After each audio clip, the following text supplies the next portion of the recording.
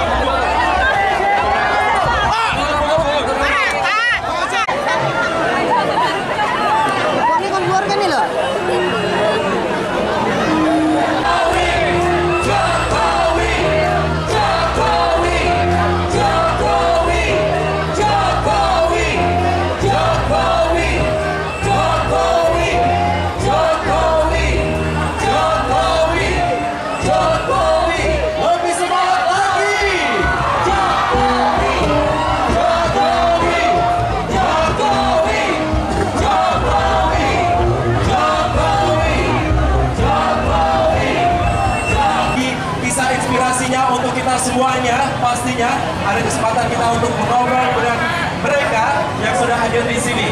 Dan selanjutnya untuk Ngopi Jokowi, ngobrol inspiratif bareng Joko Widodo, ini akan segera dipandu oleh bahkan di Indonesia.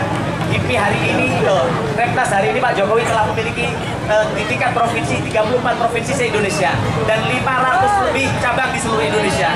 Dan ini kegiatan relawannya tidak main-main. Kami sama Ketum Bahlil didampingi konsultan yang kegiatannya adalah turun dari rumah ke rumah Pak Jokowi. Sehingga Pak Jokowi, kalau kemarin ada yang menyampaikan bahwa HIPMI hanya kepalanya saja yang di yang di Repnas, yang di Pak Jokowi, tapi Pak Jokowi ini adalah bukti bahwa bukan hanya kepalanya, bukan hanya badannya Pak Jokowi, kaki HIPMI semua ada di Repnas, ada di Pak Jokowi semua. Ini adalah bukti. Yang kedua Pak Jokowi, kami sampaikan yang hadir di sini adalah ketua-ketua Repnas dari seluruh Jawa Timur, 38 cabang kabupaten kota. Ini bukan pengusaha kaleng-kaleng Pak Jokowi, salah satunya yang hadir adalah Mas Andreas. Mas Andreas ini Pak Jokowi, cita-citanya sama seperti Pak Jokowi dulu, dia berangkat dari bawah, usaha warung kopi Pak Jokowi dengan modal 150.000. Akhirnya kemudian dia hanya bercita-cita pengen punya sepeda Vespa Pak Jokowi. Kemudian akhirnya dia punya sepeda Vespa, dan bahkan bukan hanya punya sepeda Vespa sekarang Pak Jokowi, dia bisa ekspor ke luar negeri kopinya. Nah ini bukan ekspor di luar Pak Jokowi, karena ada permintaan pasar yang sangat luar biasa dari luar negeri. Dan banyak lagi contoh-contoh yang lain. Nah, pada kesempatan kali ini kami ingin Pak Jokowi bukan hanya kampanye, bukan hanya mengajak kawan-kawan HIPMI, kawan-kawan Repnas untuk memilih Pak Jokowi, tapi bagaimana kemudian teman-teman juga mendapatkan inspirasi dari Pak Jokowi. Pak Jokowi selamanya kita tahu Pak Jokowi berangkat dari kampung, dari perkampungan kumuh di pinggir pembataran sungai, yang kemudian dengan permodalan sangat terbatas, kemudian jadi pengusaha dan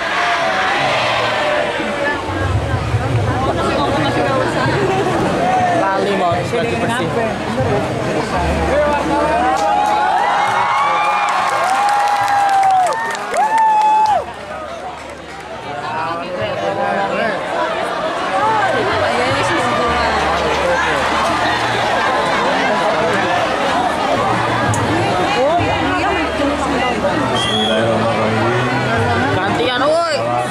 Assalamualaikum warahmatullahi wabarakatuh.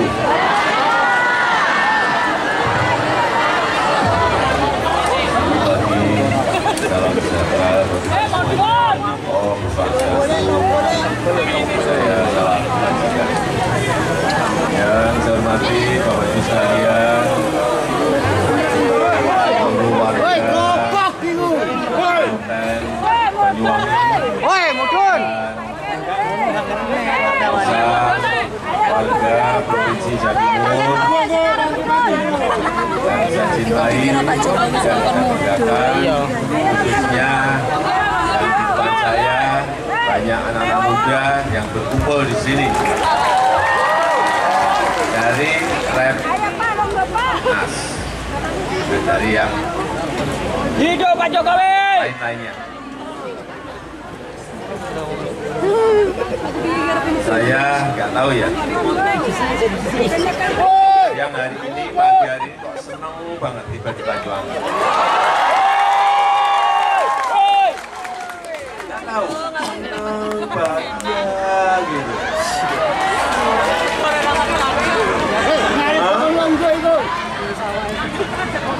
Kenapa? Nggak tahu sebabnya. Sangat bahagia bisa hadir.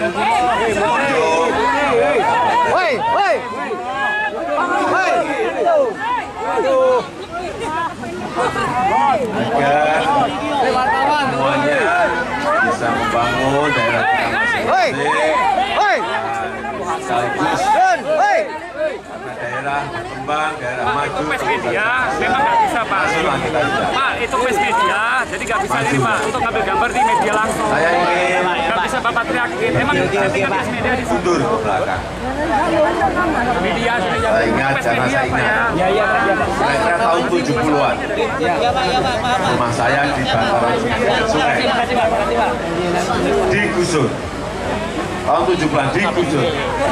Tidak diberi ganti rugi saat itu, saya ingat betul. Sehingga saya dan keluarga harus nebeng ke Paman. Kurang lebih hampir 2 tahun nebeng di situ. Apa yang ingin saya sampaikan pada saat ini?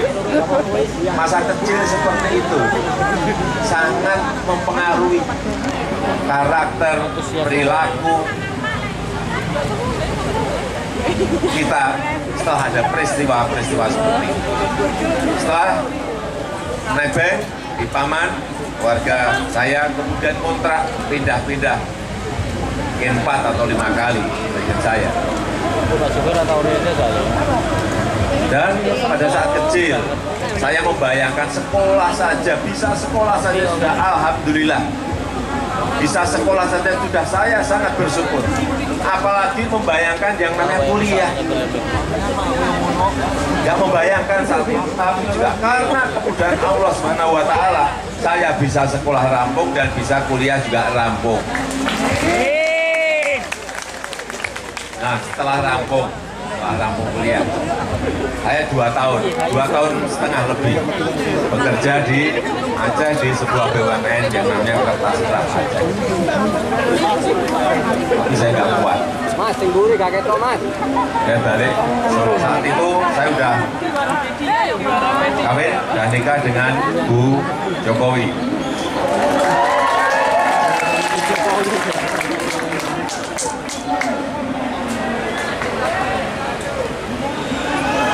Dengan Bu Jokowi, dan saat di Aceh itulah anak pertama saya dikandung tapi belum lahir. Waktu pulang ke Solo, lahirnya di Solo.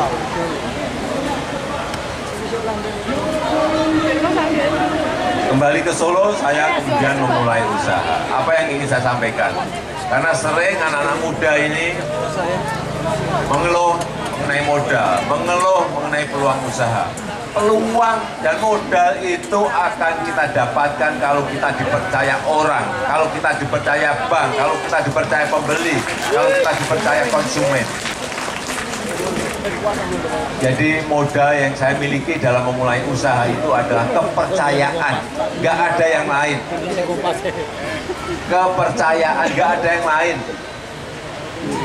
Agungan nggak punya, modal nggak punya, kepercayaan. Jadi kalau ada yang bilang, Pak saya nggak punya modal, Pak saya memiliki akses untuk masuk ke sektor keuangan, itulah yang saya namakan sering itu dapat pesimis dulu. Itu sudah kalah sebelum tarung, kalah sebelum perang. Anak muda jangan seperti itu. Kita membutuhkan anak-anak muda yang tegar, yang tangguh, tahan banting. Jatuh, bangkit lagi, jatuh, bangkit lagi, jatuh, bangkit lagi. Itulah yang justru yang namanya pendidikan di lapangan. Nah, masuk dunia usaha, mulai jualan di lokal, di Solo, jualan. Kemudian tahun berikut saya sudah bisa jualan di nasional. Tahun ketiga saya sudah bisa ekspor.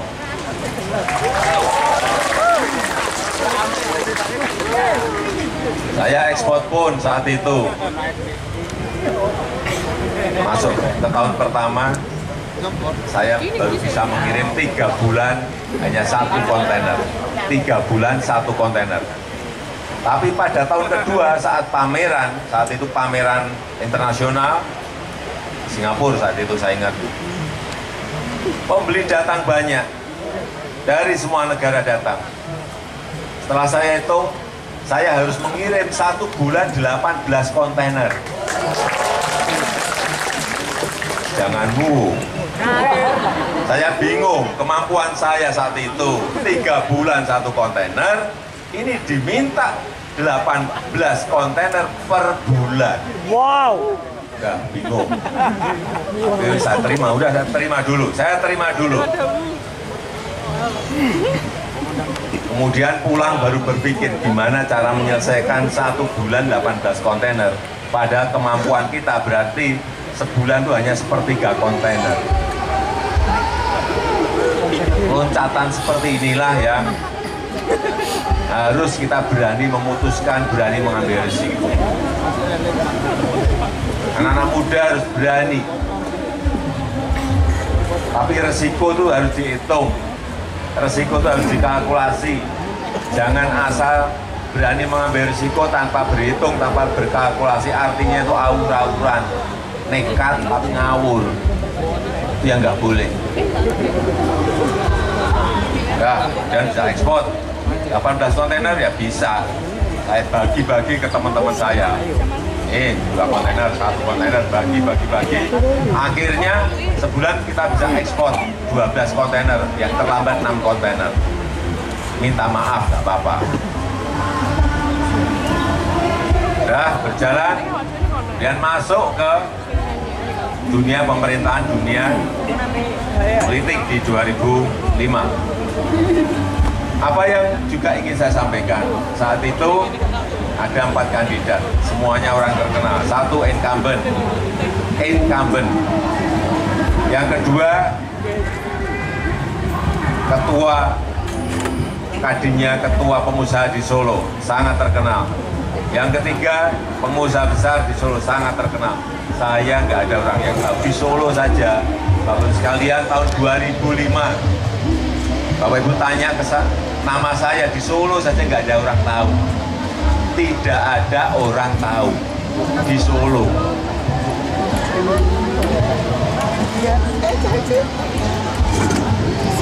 Sehingga saat itu saya karena kita modal menyampaikan apa yang harus saya kerjakan dan bertarung. Yang saya lakukan saat itu orang belum memulai. Saya sudah memulai yang namanya door to door, kampanye dari pintu ke pintu, dari pintu ke pintu. Sampai sekarang itu saya lakukan. Saya tahu salaman dengan saudara, ini dukung atau nggak dukung saya tahu. Lewat salaman saya tahu. Coba salaman sini.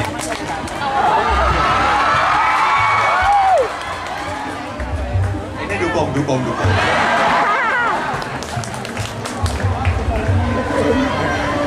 Langsung tahu, gitu. Kalau salamannya kita salamin itu agak dingin aja. Oh, ini masih 20% ini. Tahu, saya udah nyalamin jutaan orang. Tahu betul. Dirasakan itu tahu. Mana ada yang mau pengen salaman lagi?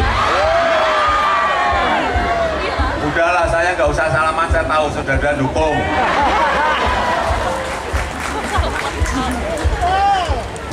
Inilah saya kira saat itu kampanye selalu di lapangan, dan saya saat itu sudah mulai door to door dari pintu ke pintu. Apa yang ingin saya lakukan? Bahwa sekarang ini ada peluang-peluang anak-anak muda yang bisa mengisi dengan adanya perubahan global, landscape ekonomi global, landscape politik global, landscape sosial global berubah. Anak-anak muda itu bisa ngisi. Peluangnya banyak, tapi membutuhkan kerja keras, membutuhkan kerja dari subuh sampai subuh.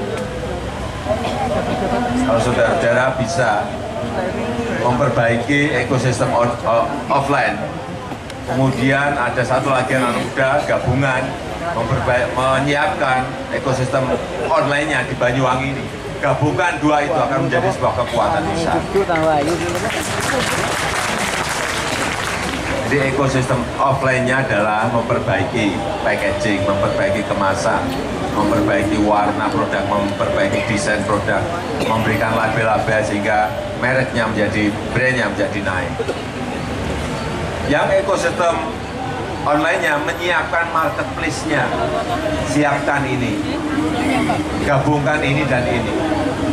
Jadi, karena saya lihat yang banyak sekarang ini terjun semuanya anak-anak muda di marketplace, di online-nya, tapi offline-nya tidak digarap. Peluang itu ada di sini. Semua produk memiliki peluang. Karena banyak produk kita yang masih tradisional. Rasanya enak, tapi packagingnya nggak baik. Produknya, desainnya bagus, tapi tidak dikemas dengan baik. Tidak diberi merek yang baik. Produknya bagus tapi tidak di finishing dengan baik sehingga menjadi sebuah produk yang sulit untuk masuk ke sebuah pasar. Di sini ada yang sudah berusaha, ada yang mau berusaha, yang akan berusaha, ada banyak. Banyak. Ada yang sudah jualan? Ada. Mana yang sudah jualan? Jual es. Jual ikan, Pak. Jual es. Sudah jualan? Ada. Nih. Mana mau melewat juga, Pak?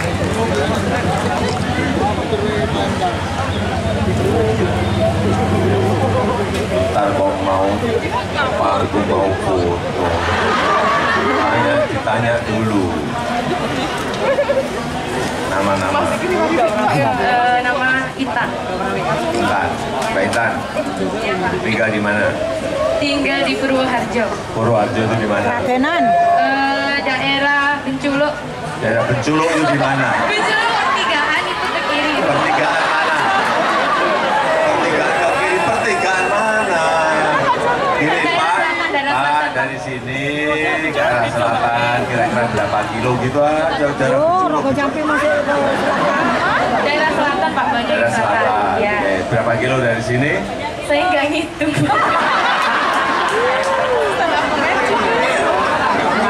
Kurang lebih berapa kilo gak ngitung, siapa suruh ngitung?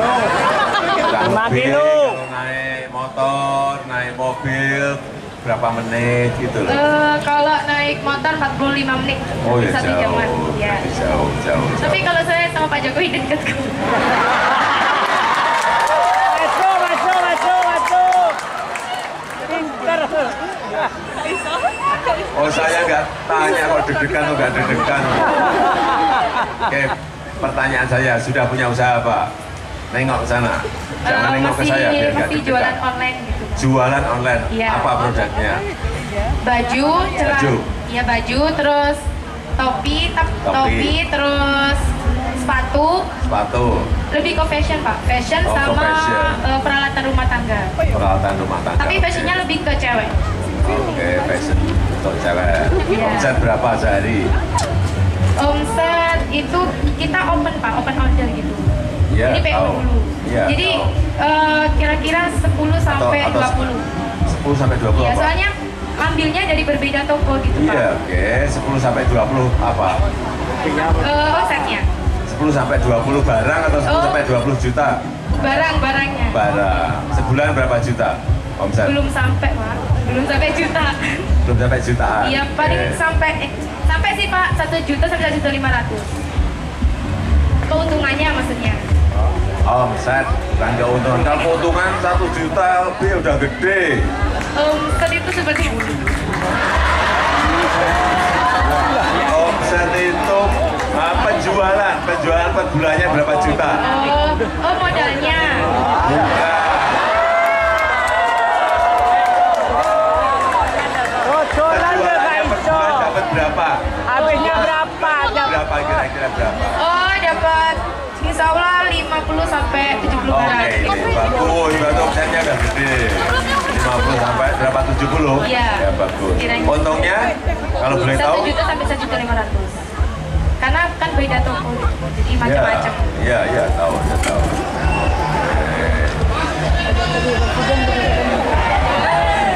Kenapa? Hah?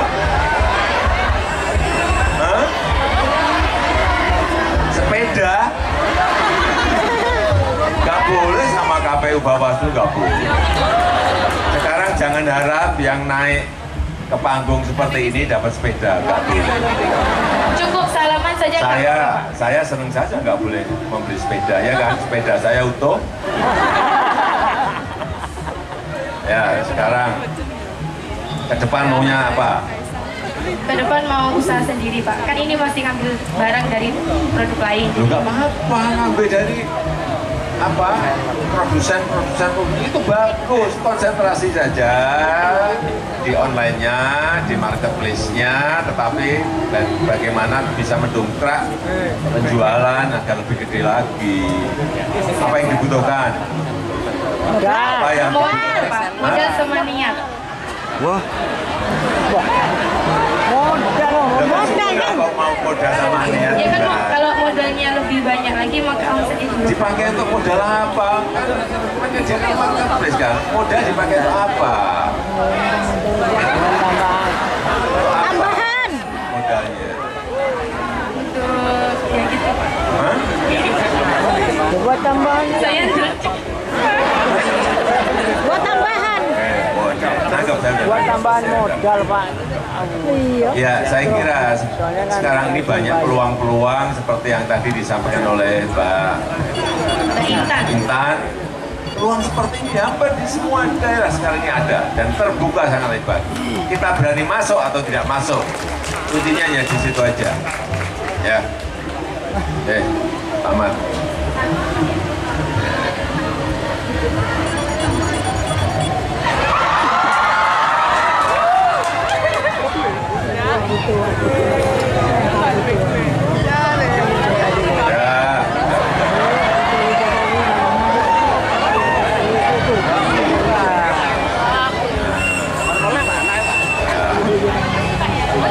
Oh ya, ini ada.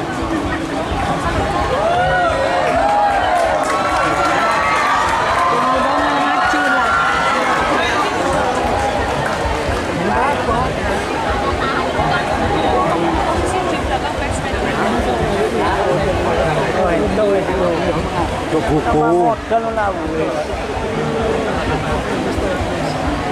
Cara oleh buku, oleh desain.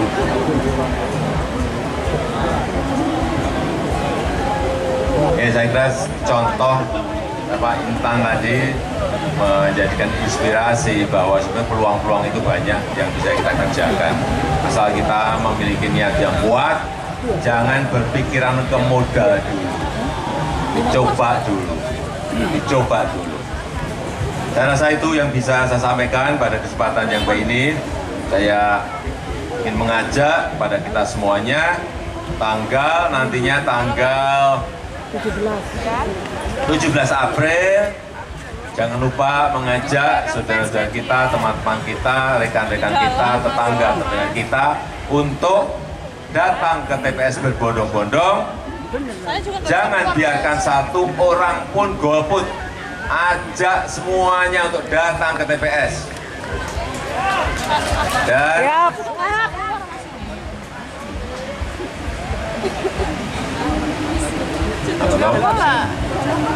ini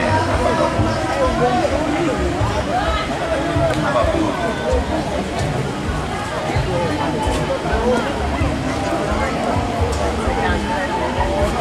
Dibuatkan mau bicara.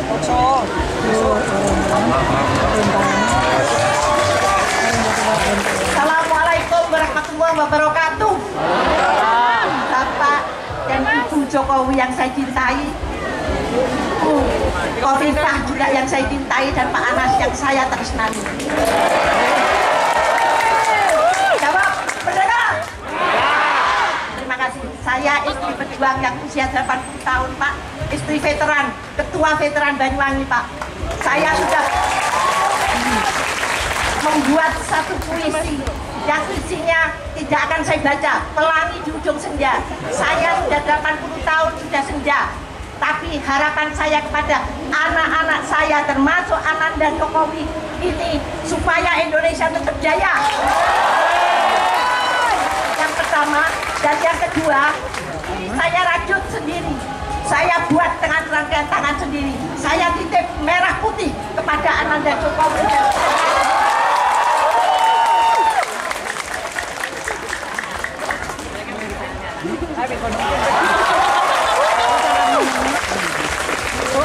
Mudah-mudahan saya masih akan hidup lama melihat kepemimpinan Anda saya ini. Ya, amin, amin. Dan yang kedua, Ananda Yani Wahid itu Gus Dur dulu adalah anu saya, ya.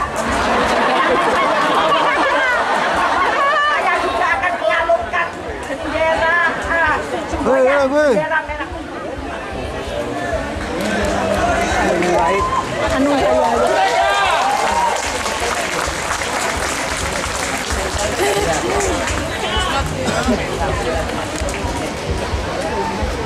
Sekali lagi sambut ini pakai perjuangan kita merdeka. Merdeka.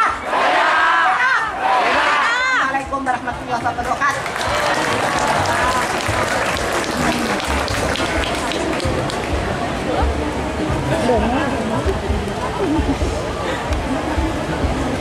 Bu Suherman tadi Yosua berapa ya? Berapa tadi? 8 dulu. 80 coba. Kalau Ibu Suherman umur 80 tahun, semangatnya masih seperti itu. Kalau yang muda-muda sampai kalah semangatnya, malu kita. Bener enggak? Terakhir sekali lagi, kita semuanya tanggal 17 April 2019 berbondong-bondong ke TPS, ajak saudara-saudara kita, ajak teman-teman kita, ajak tetangga-tetangga kita. Ingat, jangan lupa pilih yang bajunya putih.